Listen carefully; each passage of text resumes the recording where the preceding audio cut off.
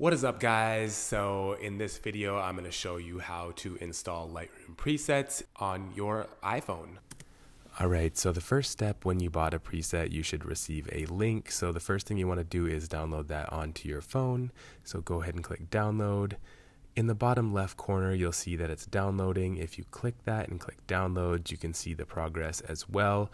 You can click that to open files, or you can just swipe out and then go into the Files app. If the downloads folder doesn't immediately open up, go ahead and navigate back, find that downloads folder, and then click on the zip, which will open up the folder with the DNG files within it.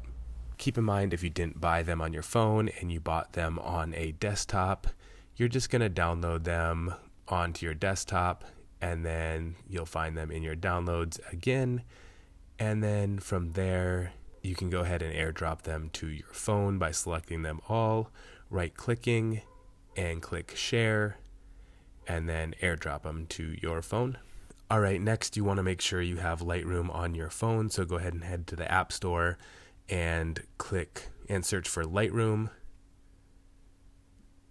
Once that comes up, go ahead and click download. I already have it on my phone though, so I will just go back into the Files app, select all 5 of the DNG preset files, and then click the share button.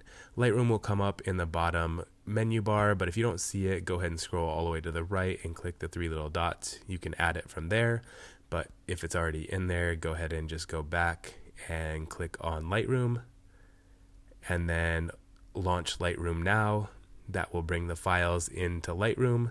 So once they load up into Lightroom, I recommend saving them into an album. So go ahead and click the 3 little dots and then select all the files and click add to, create album, and then you can name it whatever you want. I named it iPhone presets, and then just click OK, then add, and that will put them in an album. If you click the drop down menu, you can see my albums, iPhone presets. So now it is time to save the actual preset. So click on one of the DNG files. You'll click on the 3 little dots in the right corner and click create preset. And then you're just going to go ahead and name the preset. I named this one F black and white, but you can name them whatever you want. And then go ahead and click the check mark in the right corner. That's going to save it to your user presets. To find it, just hit the presets tab, user presets, and you'll see it in there.